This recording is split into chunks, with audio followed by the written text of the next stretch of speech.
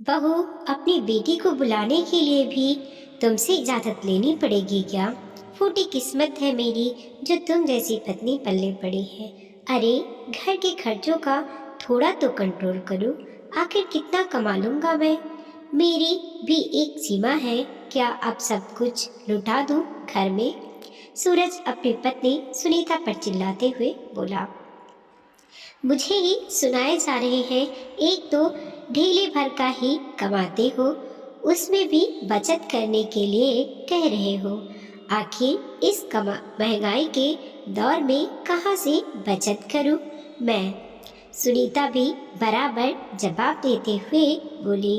अरे, कम से कम पहले बचत तो होती थी, अब तो वो भी नहीं है। अचानक कोई खर्चा आ गया तो कुछ भी नहीं है। ऐसा तो है नहीं कि कमाई कम हो गई है। कमाई तो मेरी उतनी ही है, लेकिन फिर भी महीने के आखिरी में ये खर्चों को लेकर चिक चिक शुरू हो जाती है। सूरज ने कहा। दोनों पति पत्नी आपस में चिल्ला रहे थे और दोनों के चिल्लाने की आवाज नीचे बैठे ईश्वरलाल जी और उनकी पत्नी निर्मला जी के कानों में जा रही थी। लेकिन फिर भी दोनों शांति से बैठे हुए थे। वैसे भी अब दोनों ने इस बातों पर ध्यान देना छोड़ दिया। तभी निर्मला जी ने ईश्वर लाल जी की तरफ देखा और पूछा, क्या करूं? अभी जाऊं क्या उन लोगों के पास?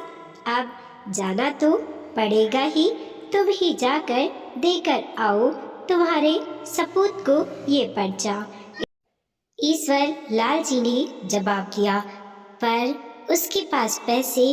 कहते कहते एक पल के लिए तो निर्मला जी भी उनकी तरफ देखने लगी, पर जैसे ही पुरानी बातें दिमाग में आने लगी तो चुपचाप पर्चा मतलब बिजली का बिल उठाया और सीधे सीढ़ियाँ चढ़ते हुए ऊपर जाने लगी। सीढ़ियाँ चढ़ते चढ़ते ही उन्हें 4 महीने पुरानी बातें याद आने लगी, जब बेटे बहू उन लोगों के साथ ही नीचे वाले फ्लोर पर रहते थे। तब ऊपर के ये 3 कमरे किराए से दे रखे थे। इसके अलावा ईश्वर लाल जी की भी अच्छी खासी पेंशन आती थी, जिससे उनका गुजर बसर अच्छे से हो जाता था और उन्हें अपने खर्चे के लिए सूरज पर निर्भर नहीं होना पड़ता था। ईश्वर लाल जी घर का अधिकतर खर्चा उठा लेते थे और सूरज तो महीने के एक मुश्त 10,000 रुपये देकर फ्री हो जाता था। तो अपने पास होती सेविंग को देखकर दोनों को लगता कि हम सब खर्चा उठा सकते हैं और इसके बावजूद भी अच्छी खासी सेविंग कर सकते हैं। ऊपर से ईश्वर लाल जी और निर्मला जी भी आए गए सामने अपने बेटे बहू की ही तारीफ करते थे कि कैसे उन दोनों ने पूरा घर संभाल रखा है। वो तो अपने पोते के साथ आराम से खेलते हैं और मज़े से अपनी ज़िंदगी जीते हैं। बस यही सब सुन सुनकर और महीने की सेविंग देख देख कर दोनों का धीरे धीरे घमंड बढ़ने लगा और जब घमंड बढ़ने लगा तो अपने सामने अपने माता पिता उन्हें छोटे नज़र आने लगे। उन्हें ये लगने लगा कि माता पिता को तो वो पाल रहे हैं। इसी के चलते उन लोगों ने धीरे धीरे माता पिता का अपमान तक करना शुरू कर दिया। उनके खर्चे पर रोक टोक करना शुरू कर दिया। निर्मला जी की आदत थी कि वो हर पूर्णिमा को एक ब्राह्मण जोड़े को खाना जरूर खिलाती थी। एक दिन जब ईश्वर लाल जी घर पर नहीं थे, तब निर्मला जी मंदिर में रहने वाले ब्राह्मण जोड़े को भोजन के लिए बुलाने के लिए जा रही थी कि तभी सुनीता ने टोक दिया, मम्मी जी, ये क्या फालतू की आफत पाल रखी है आपने? हर पूर्णिमा पर भोजन कराना जरूरी है क्या? कितना फालतू का खर्चा हो जाता है, आपको कुछ पता भी है? ये सुनकर निर्मला जी कुछ कहने को हुई तो सूरज भी उसकी हाँ में हाँ मिलाते हुए बोला, मम्मी सही तो कह रही है वो, ऐसी फालतू चीज़ों पर खर्चे क्यों करती हो? अब तो छोड़ दो ये सब चीज़ें। सूरज को ऐसा कहते देखकर निर्मला जी चुप हो गई। कहीं ब्राह्मणों को घर पर बुलाने के बाद बच्चे उनकी बेइज्जती ना कर दे, ये सोचकर निर्मला जी चुप हो गई। पर उनका मन नहीं माना तो अपने पास से पैसे निकालकर ब्राह्मण में भोजन के लिए पैसे दे आई। पर ये बात ईश्वर लाल जी को पता चल गई। वो सूरज और सुनीता से बात करने वाले ही थे कि निर्मला जी ने रोक दिया। इसी तरह एक दिन निर्मला जी ने ईश्वर लाल जी से कहा, मैं क्या कह रही हूँ जी, अपनी मानसी को आए हुए बहुत दिन हो गए हैं, अब तो उसकी याद भी आने लगी है। सोच रही हूँ कि उसे 7-8 दिन के लिए अपने पास बुला लूँ। ये सुनकर ईश्वर लाल जी ही हंसते हुए बोले, तुम्हारी बेटी भी तुम्हारी तरह ही है, अपने ससुराल में रमी हुई, इतने दिन के लिए आएगी भी। मैं एक काम करती हूँ, उसे फ़ोन लगा करके बोल देती हूँ, फिर वो जितने दिन के लिए कहेगी उस हिसाब से मेनू डिसाइड कर लेती हूँ और फिर उस हिसाब से सामान भी मंगा कर रख लेती हूँ। अपने हाथों से अपनी बेटी को बनाकर खिलाऊंगी। अभी वो दोनों बात कर ही रहे थे कि सुनीता ने सुन लिया और उसने सूरज से जाकर ये बात कह दी। बस फिर क्या था, सूरज और सुनीता तमतमाते हुए ईश्वर लाल जी के कमरे में आए और बोले, पापा मैं क्या सुन रहा हूँ, आप मानसी को 8-10 दिन के लिए बुला रहे हैं? हाँ बेटा, तेरी मम्मी कह रही है कि बहुत दिनों से मानसी आई नहीं है तो उसकी याद आ रही है, तो बस इसीलिए हम दोनों अभी यही डिसाइड कर रहे थे कि बस आप लोग फालतू हैं तो दुनिया को फालतू समझते हो, यहाँ बैठकर बस फालतू के प्लान बनाते रहते हो, एक बार हमसे पूछ तो लेते। सूरज ने कहा, बेटा कैसी बातें कर रहा है तू अपने पापा से, और तुमसे क्या पूछते, अपनी बेटी को बुलाने के लिए भी तुझसे इजाज़त लेनी पड़ेगी क्या?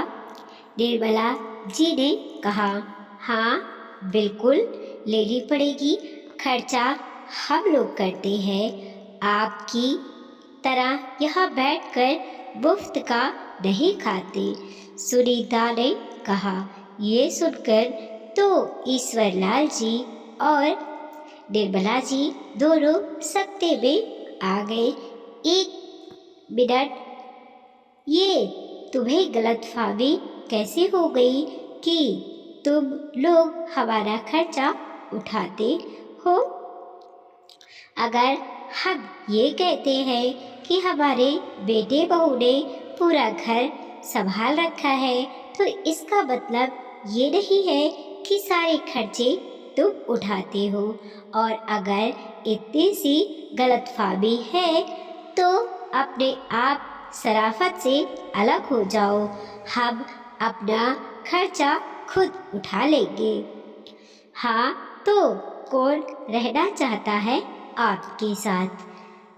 हम तो खुशी खुशी अलग हो जाएंगे।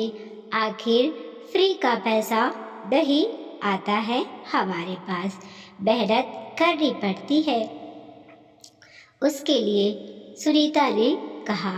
ठीक है बेटा, जैसे तुम्हारी मर्जी, कहकर ईश्वरलाल जी ने उसी समय किराएदारों को घर खाली करने के लिए कह दिया।